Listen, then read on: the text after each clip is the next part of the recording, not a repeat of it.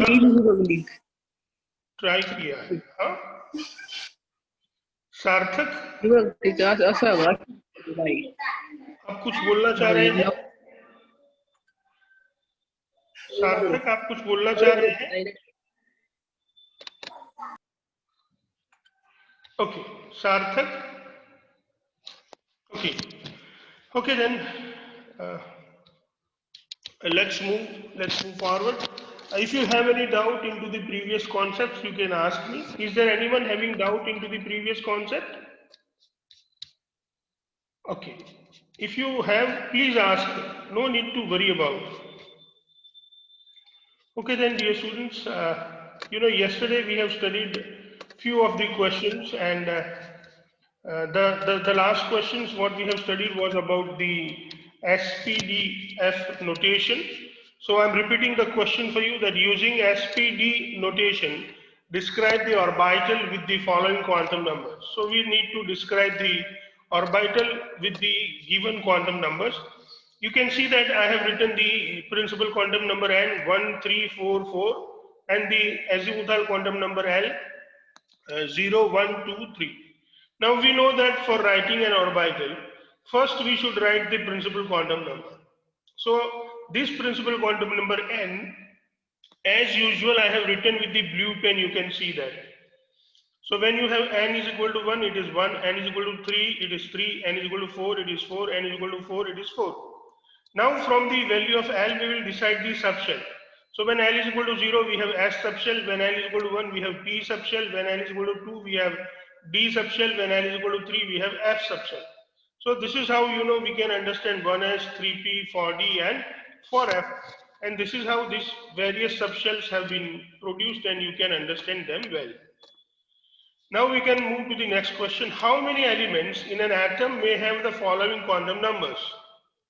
N is equal to 4 and ms is equal to -1 by 2. My dear students, we know that N is equal to 4 represents the good amount of the orbitals. So let us see what does it mean. When you have N is equal to 4, L ranges from 0 to N minus 1. So L is from 0 to 4 minus 1, therefore L is from 0 to 3. As L is from 0 to 3, if N is equal to 4 and L is equal to 0, we have 4s orbital in which maximum 2 electrons can be filled. Same way we can understand for the others, my dear students. In the 4s orbital, we can fill one with ms is equal to +1 by 2, and another we can fill with the ms is equal to -1 by 2. So in each orbital, we would have half of the electron will have the ms value -1 by 2. So suppose if we fill 10 electron, then 5 electron will have the ms value which is -1 by 2. So this is how we can understand about the ms values, my dear students.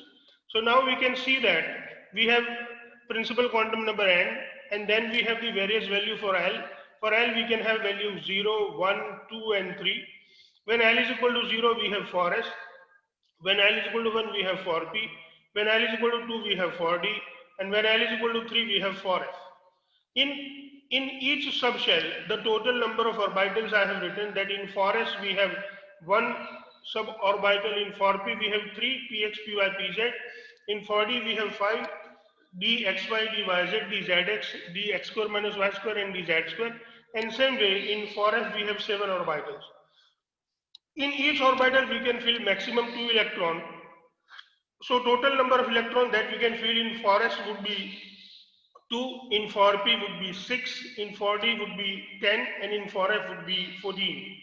But we know that one electron we will fill in each orbital, one electron we will fill with ms is equal to +1 by 2, whereas another electron we are going to fill it as if ms is equal to -1 by 2.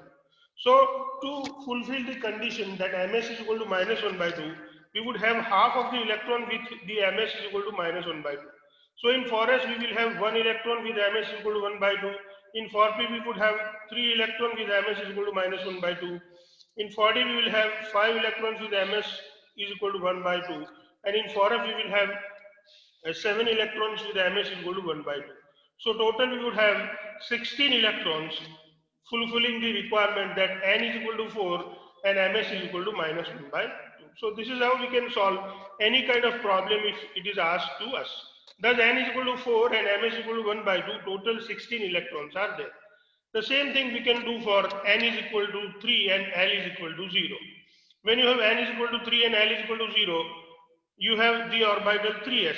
3s is a subshell in which there is only one orbital present, and in one orbital we can maximum fill 2 electrons, and that is why with n is equal to 3 and L is equal to 0, we can have 2 electrons that we can fill in, my dear students. So this is how we understand about the filling of electron into the various orbital with the various or specific quantum numbers. Now, my dear students, we have the next question, that we need to find out the unpaired electrons in the various elements. Indicate the unpaired electrons in A, P. We know that P is a phosphorus, hydrogen, helium, lithium, beryllium, boron, carbon, nitrogen, oxygen, fluorine, neon, sodium, magnesium, aluminium, silicon, phosphorus. So it falls on the 15 number. So we can easily write Z is equal to 15, and therefore, you know, the electronic configuration of phosphorus is neon 3s2 3p7. In 3s2 electron means it is completely filled, but 3p3 according to the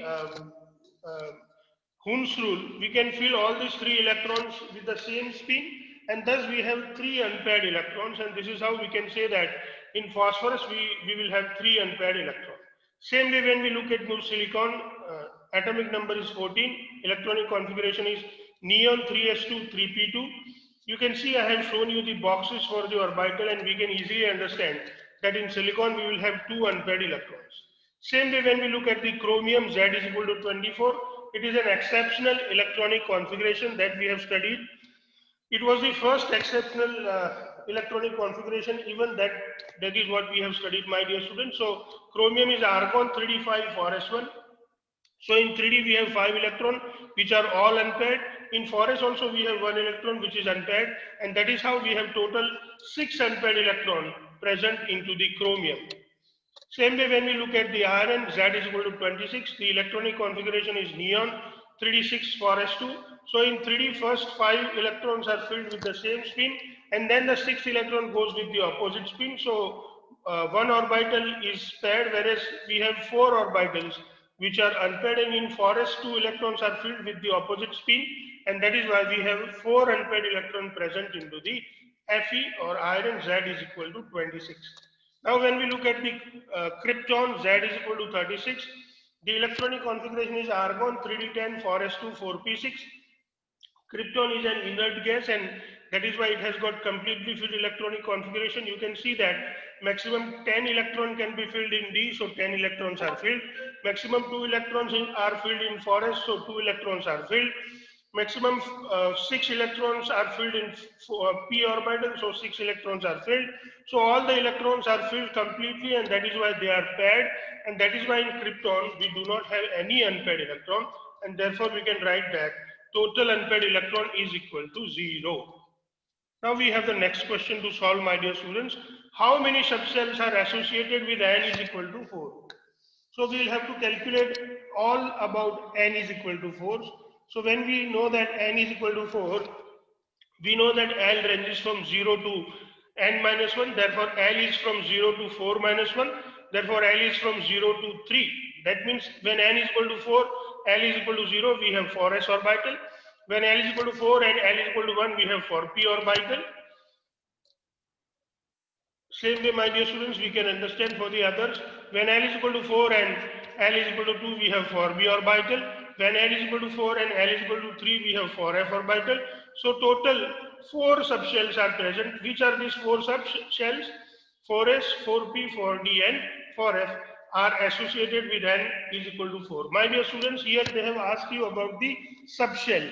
They have not asked about the orbitals. If you calculate the total number of orbitals, we would find that there are 1 from S, 3 from P, 5 from D, so 5 plus 3 plus 8 plus 1, 9, and 7 from 4F, so total there would be 16 orbitals associated with n is equal to 4 and L is equal to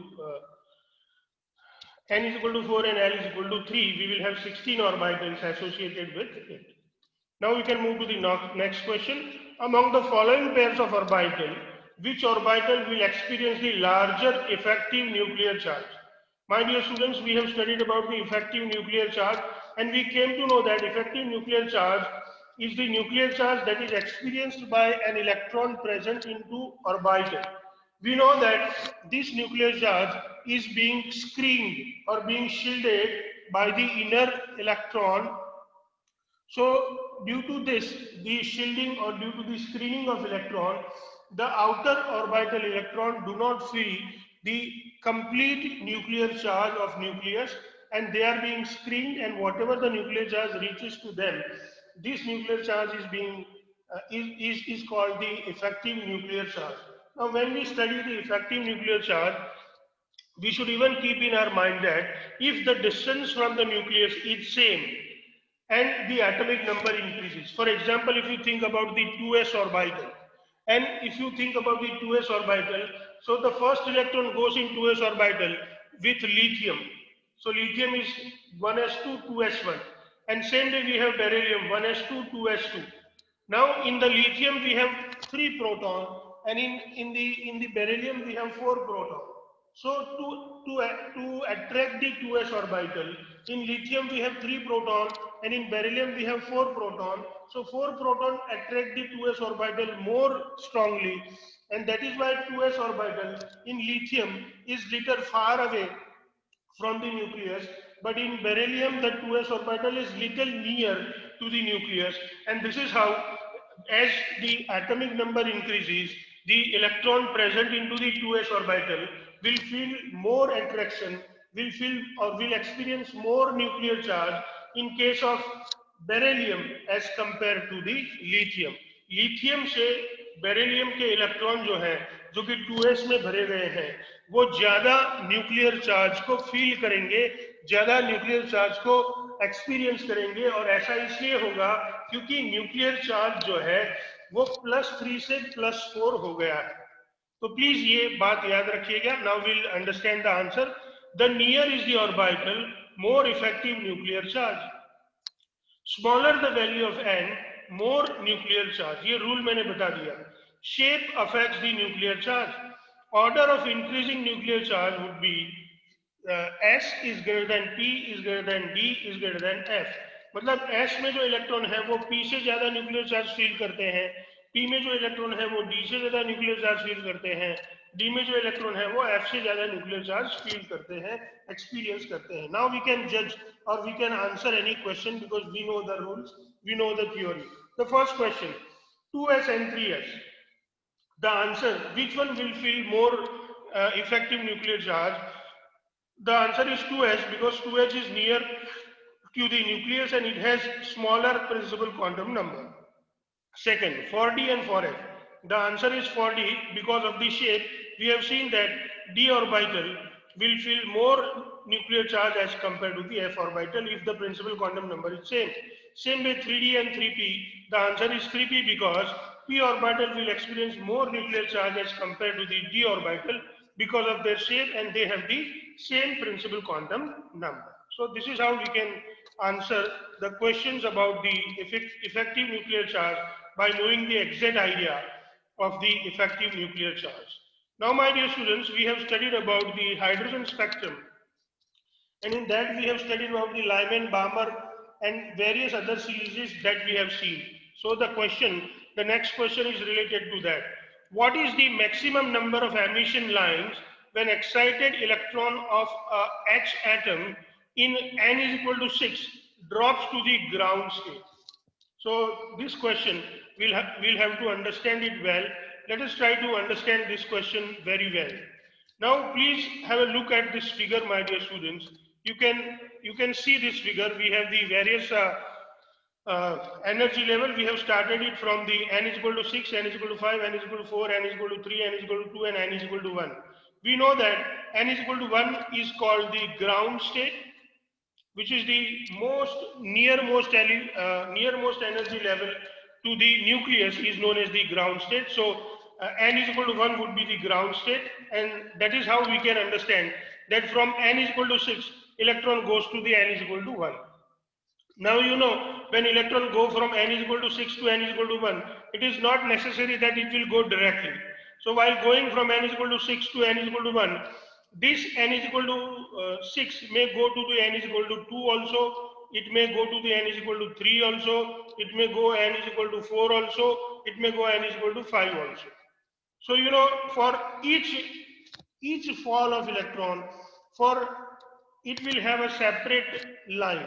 So you can see that when electron goes from n is equal to 6 to ground state, then n is equal to 5 to ground state, then n is equal to 4 to ground state, n is equal to 3 to ground state, n is equal to 1, n is equal to 2 to ground state. So same way, my dear students, there are various possibilities that we have seen here, and I have written it this way. So if we count the number of lines, the electron goes from 6 to 1, then it goes, see, 6 to, from 6 it comes to 5, and then again directly from 5 it can go to 1. From 6 it comes to 4, and then again it goes from 4 to 1. This is how we understand. So when we count the line, the number 1 line is from 6 to 1, 2 is from 5 to 1, 3 is from 4 to 1, 4 is from 3 to 1, 5 is from 2 to 1, 6 is from 6 to 2, 7 is from 5 to 2, 8 is from 4 to 2, 9 is from 3 to 2, 10 is from 6 to 3, 11 is from 5 to 3, 12 is from 4 to 3, 13 is from 6 to 4, 14 is from 5 to 4, and 15 is from 6 to 5. These all 15 lines even I have shown you in this figure, my dear students. If you count the lines, this is how you can find that there are total 15 lines available. But then if you go and count it this way, or we will draw the figure, and the marks, maybe the marks for this question, maybe 1 mark or 2 mark maximum. So we came to know by counting the total 15 lines are possible. But then we would not use our time in doing it also, because we will have to, like, we have a limited time into our exams. For that we have derived a formula to calculate the emission lines for each atom from excited state to ground state. Now it is this rule, this formula is for ground state. Please remember, my dear students, that the number of lines from excited state to ground state is equal to n into n minus 1 by 2, where n is equal to excited state. Here n is equal to 6, and that is coming to the ground state. Therefore, total number of emission lines would be 6 into 6 minus 1 divided by 2, that is 6 into 5 multiplied by 2, 6 5 are 30 by 2, that is 15. So this is how we get 15 lines. But sometimes instead of the electron coming to the ground state, my dear students, there are possibility that they ask you the electron coming from one excited state to the another excited state. For example, so we are going to derive another formula. Another formula is, suppose n final, the excited state is equal to 6, and then the electron come to the n initial, which is equal to 1. Here 1 I have taken, which is ground state itself, or Ni. So total spectral lines would be Nf minus Ni multiplied by Nf minus Ni plus 1 divided by 2. Please remember, my dear students, that if the electron comes from Nf to Ni, it is not always that Ni is the ground state always, but the formula that we find is Nf minus Ni plus 1 by 2. So suppose instead of ground state, from Nf the electron come to the second energy level. So here we will have Ni is equal to 6, sorry, Nf is equal to 6 and Ni is equal to 2. So by putting this values into the formula, total number of spectral lines would be n final minus n initial, n final minus n initial plus 1. So n final is 6, n initial would be 2, and then again we put n final is 6, n initial is 2, so 6 minus 2 multiplied by 6 minus 2 plus 1, that gives us the 4 multiplied by 5 by 2, 4 5s are 20 divided by 2, so total we get the 10 spectral lines. So this is how we can calculate the total number of spectral lines if the electron does not come to the ground state using the second formula.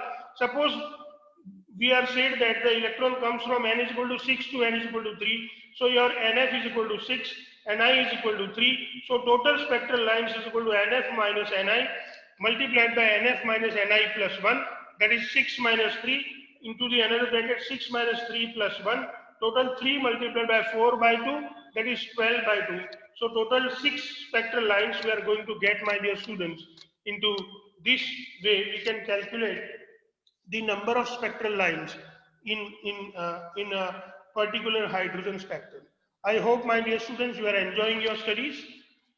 And if you have any questions now, you can ask me. I'm giving you 1 minute. Means 1 minute means if you start asking questions, we may take longer time. But if you have any doubt, you can ask me. Now we will be moving to the next chapter. The next chapter would be the periodicity in property. So if you have anything to ask, you can ask me, my dear students. It's time for you.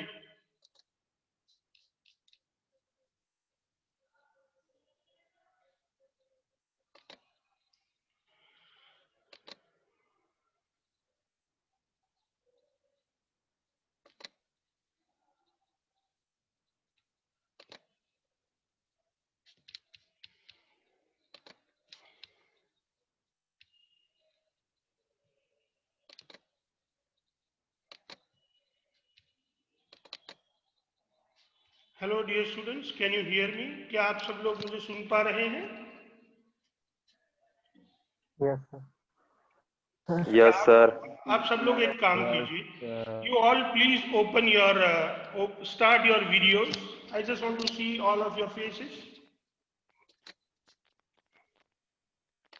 Just for a minute, then we can move to the next chapter. All of you.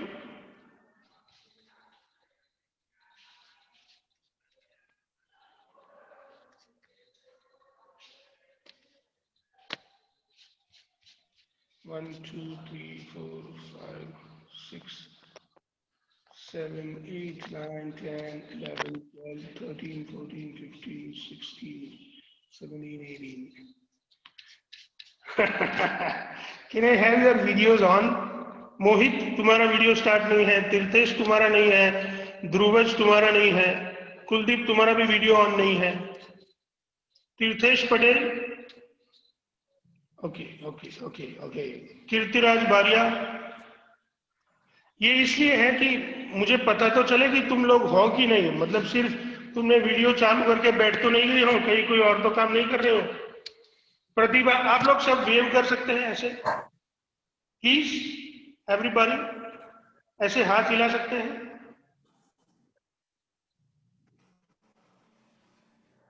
Okay चलिए then ये यहाँ पे second chapter खत्म होता है. आप thank you, आप सबको you will have to write the exercise and then we can move to the next. Thank you my dear students. Let's move to the next chapter. Should we चले भाई next chapter पे? Okay let's move. Let us study the new chapter, that is what it is known as the chapter number 3, periodicity in properties. So the first thing that we need to know about the periodicity in property is the modern periodic table. In 10th standard we have studied about the history of the periodic table. We came to know that there was a scientist who gave triads. His name was Dobrynin. Then he came who gave the law of octet? Do you remember who gave the law of octet? Dear students,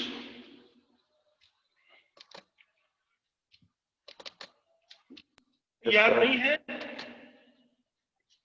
Do you remember who gave the law of octets? अरे try तो करो यार कोई. Newland. हाँ, then Newland gave the law of octet. Newland. Very good. Then the Mendeleev came, and then Mendeleev gave the Mendeleev's periodic law, which was based on the atomic mass. And then we came to know about the Mausolew's work, that atomic mass was not the correct representation, or it is not the fundamental property. And then the new periodic law was given, which was known as the modern periodic law. So let us revise the modern periodic law once again. Properties of element are the periodic function of their atomic numbers. That was the modern periodic law that we have studied. Now we are going to study about the work of Henry Moseley. Henry Moseley observed the regularities in the characteristics X-ray spectra of the elements. So Henry Moseley took the X-ray spectra of the elements. He plot a graph of square root of mu, where mu is the frequency of X-ray emitted. So he has taken the square root of frequency and then against the atomic number Z, and this graph gave the straight line and not the graph of the square root of frequency versus atomic mass. So he drawn the graph for frequency versus atomic number. He drawn the graph for frequency versus atomic mass, and ultimately he came to know that the graph of frequency versus atomic number was a straight line. And then hereby he showed that, he proved that atomic number is more fundamental property of an element than its atomic mass, and thus elements were arranged in the increasing order of their atomic mass, and a new periodic table came into existence. This new periodic table which came into existence is known as the modern periodic table or long form of periodic table.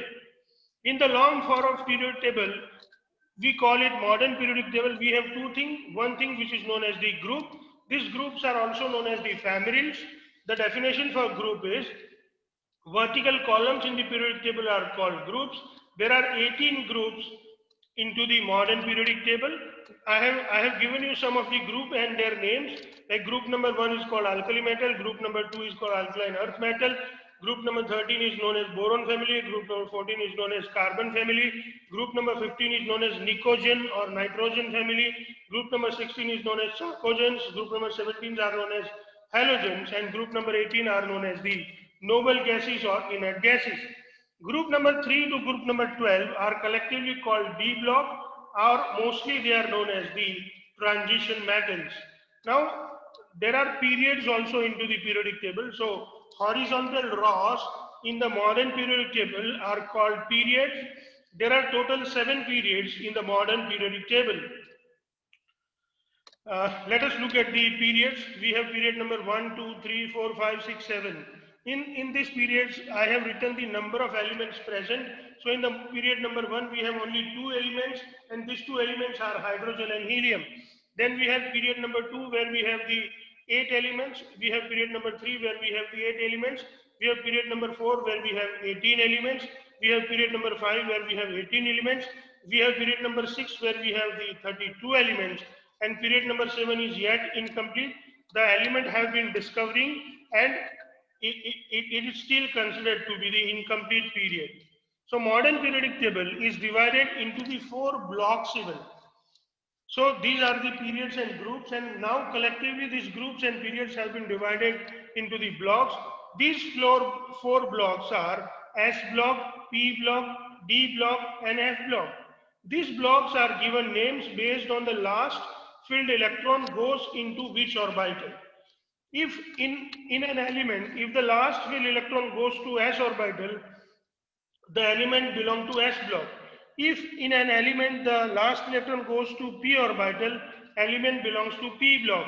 If in an element the last filled electron goes to d orbital, element belongs to d block. If in an element last filled electron goes to f orbital, the element belongs to f block. So this is how, my dear students, we have divided the periodic table into the blocks. Now we are going to study little bit about the S block. Group number 1 and group number 2 are called the S block.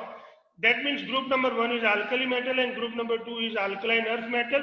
These 2 groups are collectively known as the S block. The general electronic configuration for S block we can write inert gas NS122. But for group 1 we can write the general electronic configuration as inert gas NS1. And for group 2 we can write the general electronic configuration as inert gas NS2. Let us study about the group 1, their element and symbol and their electronic configuration. Group 1 is called the alkali metals and group 2 is called the alkaline earth metals. Here I have even shown you the period numbers in which this element belong to. So lithium, the electronic configuration is helium 2s1, sodium electronic configuration Neon 3s1, potassium argon 4s1, rubidium krypton 5s1, cesium xenon 6s1, and francium radon 7s1. So we can, same way in group 2, we have beryllium, magnesium, calcium, strontium, barium and radium. So the electronic configuration of barium is helium 2s2, magnesium is neon 3s2, calcium is argon 4s2, strontium is krypton 5s2, barium is xenon 6s2, and radium is radon 7s2. We can write the general electronic configuration for S block as inert gas NS122. Now, my dear students, we are going to study about the P block. Remember, my dear students, that S and P block, collectively known as the representative element or main group element. Please remember, I am going to repeat for you what is representative element or what is main group element. If you are asked, you can answer this question as the element present into the S block and P block are collectively known as the main group element or representative elements. In P block, we have group number 13, group number 14, group number 15, group number 16, group number 17, group number 18. So this group number 13 to 18 collectively make the P block. You can see here, my dear students, that we have group number 13, 14, 15, 16, 17 and 18 given here. Group number 13 has got the boron, aluminium, gallium, indium and thallium. In group number 14, we have carbon, silicon, germanium, tin and lead. In group number 15, we have nitrogen, phosphorus, arsenic, antimony and bismuth. In group number 16, we have oxygen, sulfur, selenium, tellurium and polonium. In group number 17, we have fluorine, chlorine, bromine, iodine and astatine. In group number 18, we have helium, neon, argon, krypton, xenon and radon.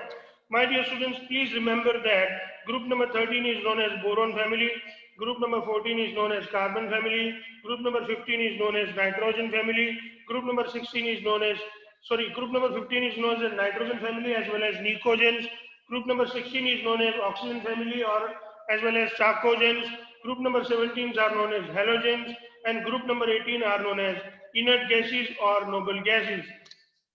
The general electronic configuration for group number or for P block, we can write it as inert gas NS2 NP126. But for period 4 and 5, we can write the general electronic configuration as inert gas NS2 N-1D10 and NP126. But for period 6, we must write it as inert gas NS2 N-2F N-2F14, N-1D10 and NP126. So this is how, my dear students, we can write the electronic configuration for the P block elements. Then we have the D block. These D block elements are also known as the transition elements. Group number 3 to group number 12 collectively known as the D block. These elements forms a bridge between the chemically active metals of S block and the less active elements of group number 13 and 14, and thus they are called the transition element. So suppose you are asked why D block elements are known as the transition element, you can write this answer that D block elements are known as the transition element because these elements form a bridge between the chemically active metals of S block and the less active element of group 13 and 14, and that is why they are known as the transition elements. General electronic configuration for the transition element or D block element, we can write it as inert gas N-1D1 to 10 and NS0 to 2. You can see here, my dear students, that in a group number 3 we have scandium, yttrium, lanthanum and actinium.